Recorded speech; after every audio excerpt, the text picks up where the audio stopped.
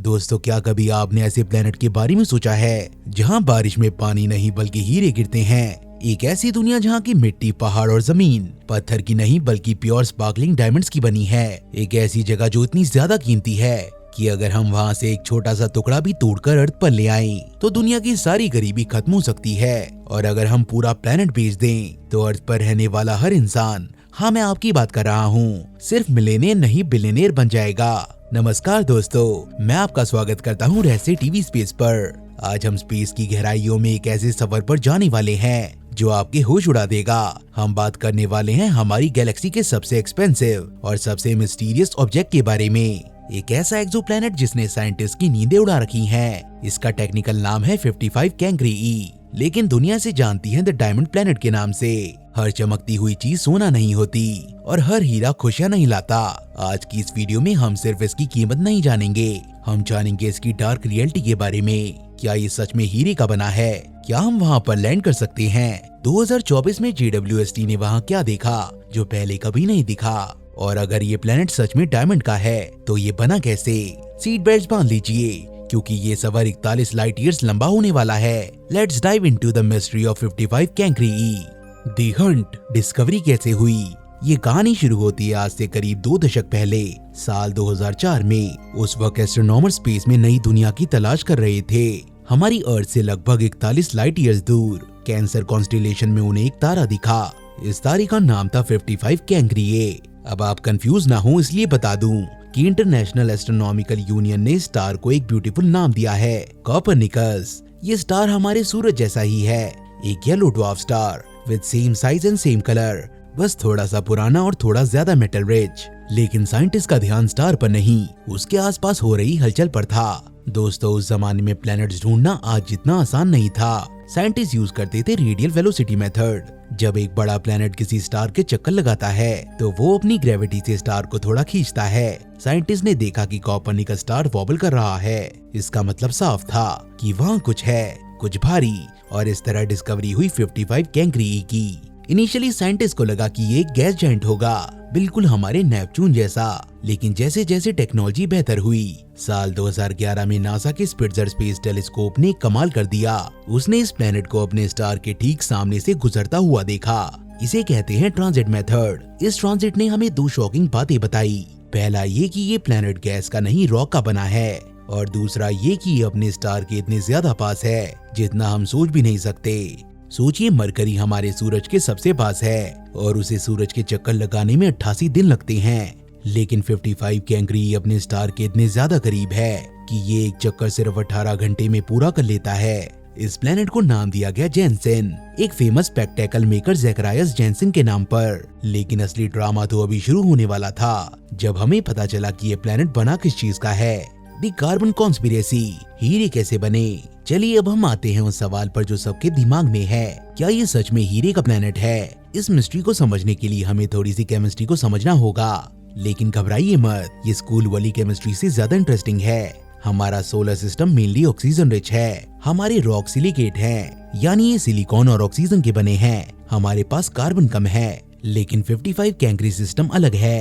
L university के researcher ने 2012 में एक स्टडी को पब्लिश किया था। उन्होंने एनालाइज किया कि कोपरनिकस स्टार में कार्बन की मात्रा ऑक्सीजन से ज्यादा है, और थ्योरी ये कहती है कि जिस धूल और गैस से स्टार बनता है उसी से उसके प्लैनेट्स बनते हैं। तो अगर स्टार कार्बन रिच है तो प्लैनेट भी कार्बन रिच होगा। अब सिनेरियो को इमेजिन कीजिए, इस प्लैनेट का साइज अर्थ से 2 गुना बड़ा है। इसका मास अर्थ से 8 गुना ज्यादा है। यहाँ ग्रेविटी अर्थ से बहुत स्ट्रॉन्ग है। जब आप इतने सारे कार्बन को लें और उसे एक्सट्रीम ग्रेविटी के प्रेशर में और स्टार की एक्सट्रीम हीट में डाल दे तो क्या बनता है? अर्थ पर कोयला हीरे में तब बदलता है जब उसे डीप अंडरग्राउंड हाई प्रेशर मिलता है। 55 कैंक्री ई पर कंडीशन इससे मिलियन टाइम ज्यादा एक्सट्रीम है। साइंटिस्ट ने मॉडल बनाए कि इस प्लेनेट का स्ट्रक्चर कुछ ऐसे हो सकता है। इसका कोर मोल्टन आयरन से बना होगा। चलिए बात करते हैं मेंटल की। मेंटल यानी मिडल लेयर, यही वो जगह है जहाँ जादू होता है। माना जाता है कि ये लेयर पूरी तरह से क्रिस्टलाइन कार्बन यानी डायमंड की बनी हो सकती है। इसके क्रस्ट यानी सरफेस पर ग्रेफाइट हो सकता है। फाइनेंशियल एक्सपर्ट ने जब ये सुना तो उन्होंने कैलकुलेटर निकाले। उन्होंने एस्टिमेट किया कि इस प्लेनेट के डायमंड की वैल्यू 26.9 नॉन डॉलर होगी। ये नंबर एक्सट्रीमली बड़ा है। टेक्निकली अगर हम इस प्लेनेट को ओन कर ले तो मनी अपनी वैल्यू ही खो देगा। दी हेल प्लैनेट। इसका सरफेस कैसा है? दोस्तों अब वक्त है पर्दा हटाने का उस खौफनाक सच से जो इस प्लेनेट को डायमंड वर्ल्ड से बदलकर हेल प्लेनेट बना देता है। अगर आपको लगता है कि वीनस हमारे सोलर सिस्टम का सबसे गर्म प्लेनेट है तो 55 कैंकरी को देखकर आप डर जाएंगे। इसका सरफेस एक ऐसी जगह है जहां फिजिक्स और केमिस्ट्री के रूल्स बदल जाते हैं। सबसे पहले समझते हैं इसकी पोजीशन। 55 कैंकरी अपने स्टार कोपरनिकस के इतने ज्यादा करीब है कि ये उसकी ग्रेविटी के डेथ ग्रिप में फंसा हुआ है। इसे साइंस की भाषा में कहते हैं टाइडल लॉकिंग। मतलब ये प्लैनेट रोटेट नहीं करता।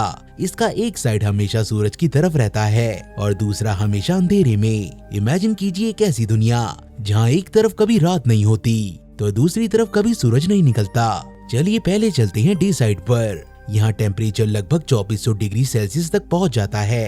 ये इतना ज्यादा है कि इंसान तो छोड़िए, अगर आप वहाँ एक लोहे का जहाज भी लेकर जाएंगे तो वो भी मिनटों में पिघलकर पानी बन जाएगा। यहाँ की जमीन पत्थर की नहीं है। इतनी एक्सट्रीम हीट में पत्थर भी पिघल जाते हैं। यहाँ हजारों किलोमीटर लंबे और गहरे मैग्मा ओशंस हैं। ये कोई नॉर्मल समुद्र नहीं, ये पिघली हुई चट्टानें हैं जो सुर्ख लाल रंग में चमक रही हैं। यहाँ की ग्रेविटी अर्थ से दुगना ज्यादा है, इसीलिए ये लावा बहुत डेंस है। जब वहाँ लावा की लहरें उठती हैं तो वो किसी सुनामी से कम नहीं होती, लेकिन वो पानी की नहीं, पिघले हुए कांच और पत्थर की होती है। इस प्लेनेट का सबसे गर्म हिस्सा वो है जो ठीक अपने स्टार के नीचे है, जिसे सबस्टेलर पॉइंट कहते हैं। यहाँ स्टार की रेडिएशन इतनी ज्यादा इंटेंस है कि वो प्लेनेट के सरफेस को कुक नहीं बल्कि वेपराइज कर रही है। यहाँ पत्थर भाप बनकर आसमान में उड़ते हैं। अर्थ पर पानी इवेपोरेट होकर बादल बनता है, लेकिन 55 कैंकरी पर पत्थर इवेपोरेट होकर मिनरल क्लाउड्स बनते हैं। अब आप सोचेंगे कि नाइट साइड पर तो सूरज की रोशनी नहीं पहुंचती तो वहाँ ठंडक होगी। बिल्कुल भी नहीं। हालांकि यहाँ अंधेरा है लेकिन टेम्परेचर फिर भी 1100 डिग्री सेल्सियस रहता है। ये हमारी अर्थ के सबसे गर्म वोल्केनो के लावा से भी गर्म है, लेकिन यहाँ का नजारा अलग है। नाइट साइड पर लावा धीरे धीरे ठंडा होकर जमने लगता है, इसीलिए यहाँ की जमीन काली और चमकीली हो सकती है। लेकिन ये जमीन अनस्टेबल है, इसके नीचे अभी भी मैग्मा बह रहा है, इसीलिए हर थोड़ी देर में जमीन फटती है और अंदर से लाल आग के फुव्वारे निकलते हैं। अब आते हैं इस प्लेनेट के सबसे इंसेन पार्ट पर, इसके वेदर पर। टी साइड से जो पत्थर की भाप उठती है उसे वहाँ की तेज हवाएं नाइट साइड की तरफ खींचती हैं। जैसे ही ये मिनरल क्लाउड्स नाइट साइड की तरफ पहुँचते हैं वो कंडेंस होते हैं। जैसे अर्थ पर बारिश होती है वहाँ भी लावा की बारिश होती है। जैसे अर्थ पर बर्फ गिरती है वहाँ छोटी छोटी पत्थर की गोलियां गिरती हैं। सोचिए दोस्तों, एक ऐसा एनवायरनमेंट जहाँ हवा में जहर है, जहाँ की जमीन पिघल रही है और आसमान से आग बरस रही है। क्या आप अभी भी वहाँ हीरे ढूंढने जाना चाहेंगे? नासा के स्पिट्जर टेलीस्कोप ने जब इसे देखा तो उन्होंने पाया कि इसका हॉटस्पॉट ठीक वहाँ नहीं है जहाँ होना चाहिए था, वो थोड़ा सा शिफ्टेड है। इसका मतलब है कि इस प्लेनेट पर बहुत ही वायलेंट विंड चलती हैं, जो हीट को एक जगह से दूसरी जगह तक ट्रांसफर करती हैं। ये हवाएं सुपरसोनिक स्पीड से चलती हैं। अगर आप वहाँ खड़े होते तो ये हवा आपको उड़ाकर नहीं ले जाती, बल्कि पिघले हुए कांच के साथ आपके शरीर को सैंड ब्लास्ट कर देती। तो दोस्तों 55 कैंकरी एक ऐसी जगह है जहाँ ब्यूटी और टेरर एक साथ रहते हैं। एक तरफ इसके सीने में हीरो का खजाना है, लेकिन उस तक पहुँचने के लिए आपको लावा के समुद्रों, जहरीली हवाओं और पिघले हुए पत्थरों की बारिश से गुजरना होगा। इसीलिए एस्ट्रोनॉमर्स इसे कहते हैं द हेल प्लेनेट। एक ऐसा नर्क जो दूर से देखने में तो किसी हीरे की तरह चमकता है, लेकिन पास जाते ही मौत का जाल बन जाता है। The atmosphere saga JWST update. अब तक हम जो बातें कर रहे थे वो मोस्टली थ्योरीज और पुराने डाटा पर बेस्ड थी, लेकिन मई 2024 में सब कुछ बदल गया। नासा के JWST यानी जेम्स वेब स्पेस टेलीस्कोप, जो अब तक का सबसे पावरफुल टेलीस्कोप है, उसने अपनी आंखें 55 कैंकरी पर टिकाई।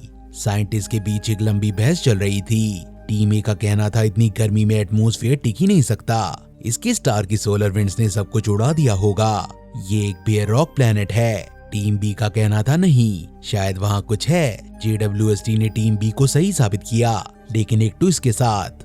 JWST के नीरकैम और मीरी इंस्ट्रूमेंट ने वहाँ से आने वाली लाइट को एनालाइज किया।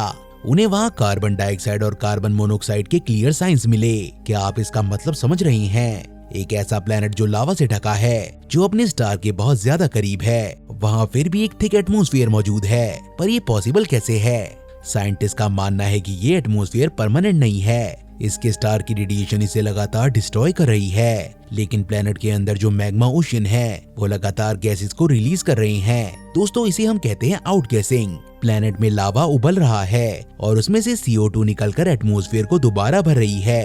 टेक्निकली ये प्लेनेट सांसें ले रहा है, लेकिन वो सांसें जहरीली गैसेस की है। ये डिस्कवरी बहुत बड़ी है क्योंकि पहली बार हमने किसी रॉकी एक्सोप्लैनेट के चारों तरफ एक स्टेबल एटमॉस्फेयर ढूंढ निकाला है। ये हमें बताता है कि रॉकी प्लैनेट्स कितने टफ हो सकते हैं। अब हमने 2024 की जेम्स वेब की बात तो कर ली, लेकिन हम उस ग्रैंडफादर को नहीं भूल सकते जिसने इस प्लैनेट की सबसे पहली और सबसे खतरनाक डिटेल हमें बताई थी। I am talking about Hubble space telescope. साल था 2016। जेम्स वेब टेलीस्कोप अभी लॉन्च नहीं हुआ था। तब दुनिया की सबसे पावरफुल आंख हबल टेलीस्कोप ही थी।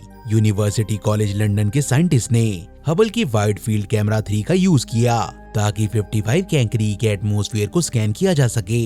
उन्होंने जो देखा वो एस्ट्रोनॉमी की हिस्ट्री में पहली बार हुआ था। ये पहली बार था जब इंसानों ने किसी सुपर अर्थ के एटमॉस्फेयर को डिटेक्ट किया था। उससे पहले हम जुपिटर जैसे गैस प्लैनेट के एटमॉस्फेयर को पढ़ पाते थे।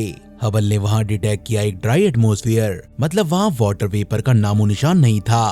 तो फिर वहाँ क्या था? हबल को वहाँ मिले हाइड्रोजन और हीलियम, जो कि नॉर्मल है, लेकिन उसके साथ एक और गैस मिली जिसने साइंटिस्ट के रोंगटे खड़े कर दिए। वो गैस थी हाइड्रोजन साइनाइड। क्या आपको पता है हाइड्रोजन साइनाइड क्या है? ये धरती के सबसे जहरीली केमिकल में से एक है। ये इंसानों को सेकंड भर में मार सकती है, लेकिन स्पेस साइंस में इस गैस का मिलना एक गुड न्यूज थी। पर ऐसा क्यों? क्योंकि हाइड्रोजन साइनाइड तभी बनती है जब वहाँ कार्बन की मात्रा ऑक्सीजन से बहुत ज्यादा होती है। यही वो सबूत था जिसने डायमंड प्लैनेट थ्योरी को सबसे ज्यादा सपोर्ट किया। हबल का डाटा चिल्ला चिल्ला कर कह रहा था, यहाँ पानी नहीं है, यहाँ ऑक्सीजन कम है, यहाँ सिर्फ कार्बन ही कार्बन है। अगर एटमॉस्फेयर में इतना कार्बन रिच पॉइजन भरा है तो ये कंफर्म हो जाता है कि प्लैनेट का इंटीरियर भी कार्बन से ही बना होगा। यानी हबल ने 2016 में ही हिंट दे दिया था कि हमारे पैरों के नीचे पत्थर नहीं हीरे हो सकते हैं। इस डिस्कवरी ने कंफर्म किया कि ये प्लैनेट एक एक्सोटिक प्लैनेट है, एक ऐसी दुनिया जो हमारे सोलर सिस्टम के किसी भी रूल को फॉलो नहीं करती। हालांकि बाद में कुछ साइंटिस्ट ने कहा कि हाइड्रोजन और हीलियम शायद स्टार की रेडिएशन से उड़ गए होंगे, लेकिन हबल की वो हाइड्रोजन साइनाइड वाली डिस्कवरी आज भी इस प्लैनेट को द डायमंड वर्ल्ड का टैग देने में सबसे बड़ा रोल प्ले करती है। सो थैंक्स टू हबल, जिसकी वजह से हमें पता चला कि ये प्लैनेट सिर्फ गर्म नहीं बल्कि जहरीला भी है। दोस्तों, अब तक हमने देखा कि ये प्लैनेट एक जीता जागता नर्क है, लेकिन साइंस हमें एक और थ्योरी देती है जो इस कहानी को हॉरर से ट्रेजेडी में बदल देती है। क्या ये प्लैनेट हमेशा से ऐसा ही था, या फिर हजारों लाखों साल पहले यहाँ नीली समुद्र, ठंडी हवाएं और शायद जिंदगी भी थी? इस सवाल का जवाब छुपा है प्लैनेटरी माइग्रेशन थ्योरी में। एस्ट्रोनॉमी का एक रूल है, प्लैनेट हमेशा वहाँ नहीं रहते जहाँ वो पैदा होते हैं। साइंटिस्ट का मानना है कि ये प्लैनेट आज जहाँ है वहाँ ये पैदा नहीं हुआ। इतनी गर्मी में प्लैनेट का बनना नामुमकिन है। शायद इसका जन्म हुआ था स्नो लाइन पर, अपने स्टार से काफी दूर जहाँ ठंडक थी। उस वक्त ये आज जैसा पत्थर का गोला नहीं था, ये शायद एक मिनी नेपच्यून था, एक ऐसा प्लैनेट जो बर्फ और गैस से बना हो। सोचिए, उस वक्त इस प्लैनेट पर पानी लिक्विड फॉर्म में नहीं बल्कि बर्फ के पहाड़ों के रूप में था। फिर शुरू हुआ इसका मौत का सफर। ग्रेविटी की वजह से ये प्लैनेट धीरे धीरे अपने स्टार के करीब खिंचता चला गया। जैसे जैसे ये पास गया, स्टार की गर्मी बढ़ी। एक ऐसा मैजिक मोमेंट आया होगा जब ये प्लैनेट हैबिटेबल जोन से गुजरा। ये वो जोन है जहाँ ना ज्यादा गर्मी होती है और ना ज्यादा ठंड। साइंटिस्ट स्पेकुलेट करते हैं कि उस दौरान इस प्लैनेट की सारी बर्फ पिघल गई होगी। ये एक ओशन वर्ल्ड बन गया होगा। सोचिए, पूरा प्लैनेट सिर्फ पानी से ढका हो, एक गहरा नीला समुद्र। क्या उस वक्त जब ये पानी लिक्विड था, क्या उस समुद्र की गहराइयों में माइक्रोबियल लाइफ पैदा हुई थी? हो सकता है शायद वहाँ कुछ बैक्टीरिया, कुछ एल्गे या कुछ ऐसी लाइफ फॉर्म डेवलप हुई हो जो हम सोच नहीं सकते। लेकिन ये मुश्किल ज्यादा दिन नहीं टिकी, क्योंकि ये प्लैनेट रुका नहीं, ये अपने स्टार की ओर करीब जाता गया। जल्दी ही वो हैबिटेबल जोन पीछे छूट गया। गर्मी इतनी बढ़ गई कि समुद्र उबलने लगा। सारा पानी भाप बनकर एटमॉस्फेयर में उड़ गया। स्टार की रेडिएशन ने उस भाप को भी स्पेस में उड़ा दिया। सारा पानी खत्म हो गया, सारी गैस उड़ गई और बचा क्या? सिर्फ कार्बन का वो सॉलिड कोर जो आज हमें हीरो के रूप में दिखता है। तो दोस्तों, 55 कैंकरी की असलियत ये है कि ये एक ग्रेवयार्ड है। ये एक फॉसिल है उस दुनिया का जो शायद कभी नेपच्यून जैसी थी या शायद अर्थ जैसी बन सकती थी, लेकिन अपने स्टार के प्यार ने उसे जलाकर राख कर दिया। अगर वहाँ कभी जिंदगी थी तो वो बिलियन ऑफ ईयर्स पहले ही वेपराइज हो चुकी है। The sister planet and the binary system. एक और इंटरेस्टिंग फैक्ट है जो लोग अक्सर मिस कर देते हैं। 55 कैंगरी अकेला नहीं है, ये एक बाइनरी स्टार का हिस्सा है। मतलब वहाँ एक नहीं दो सूरज हैं। पहला 55 कैंगरी ए जिसका चक्कर ये प्लेनेट लगा रहा है, और 55 कैंगरी बी एक छोटा रेड ड्वार्फ स्टार जो इस सिस्टम में दूर से घूम रहा है।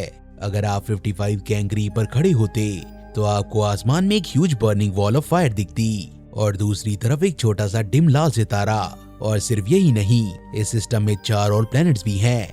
55 कैंगरी बी, 55 कैंगरी सी, 55 कैंगरी डी और 55 कैंगरी एफ। ये सब गैस जाइंट हैं। सिर्फ हमारा 55 कैंगरी ई ही एक रॉकी सुपर अर्थ है। ये पूरा सिस्टम हमारे सोलर सिस्टम से बिल्कुल अलग है और इसीलिए ये साइंटिस्ट की रिसर्च के लिए गोल्ड माइन है। द इम्पॉसिबल जर्नी, क्या हम कभी यहाँ जा पाएंगे? अब लास्ट इम्पोर्टेंट सवाल, क्या इंसान कभी 55 कैंगरी पर कदम रख पाएंगे? चलिए मैथ करते हैं। ये प्लेनेट हमसे 41 लाइट ईयर्स दूर है। एक लाइट ईयर का मतलब होता है वो डिस्टेंस जो लाइट एक साल में ट्रेवल करती है। तो 41 लाइट ईयर्स का मतलब हुआ 9.46 ट्रिलियन किलोमीटर। अगर हम आज के सबसे तेज स्पेस प्रोब वॉयेजर 1 की स्पीड से भी चल रहे हैं तो हमें वहां पहुंचने में 7 लाख साल लग जाएंगे। 7 लाख साल पहले तो हम इंसान एग्जिस्ट भी नहीं करते थे, तो ट्रेडिशनल रॉकेट से वहां जाना इम्पॉसिबल है। अगर फ्यूचर में हम वार्प ड्राइव या लाइट स्पीड ट्रेवल इन्वेंट कर लेते हैं तभी हम इस डायमंड प्लेनेट को करीब से देख पाएंगे। तब तक के लिए JWST ही हमारा सहारा है इस हेल प्लेनेट को देखने के लिए। दोस्तों, ये प्लेनेट हमें याद दिलाता है कि हमारी अर्थ कितनी ज्यादा स्पेशल है। भले ही हमारे पास हीरे की जमीन ना हो, लेकिन हमारे पास पानी, हवा और जिंदगी है जो पूरे यूनिवर्स में डायमंड से ज्यादा रेयर है। तो दोस्तों, आपको स्पेस में कहीं जाने का मौका मिले तो क्या आप इस डायमंड प्लेनेट को देखना चाहेंगे या आप कहीं और जाना चाहेंगे? नीचे कमेंट सेक्शन में जरूर बताएं। अगर आपको ये डीप डाइव वीडियो पसंद आई तो इसे एक लाइक कीजिए, अपने दोस्तों के साथ शेयर कीजिए और हाँ, हमारे चैनल को सब्सक्राइब करना मत भूलना। मैं मिलूंगा आपसे एक नई वीडियो में एक नई मिस्ट्री और एक नई दुनिया के साथ। तब तक के लिए stay curious and keep exploring. I will see you in the next one.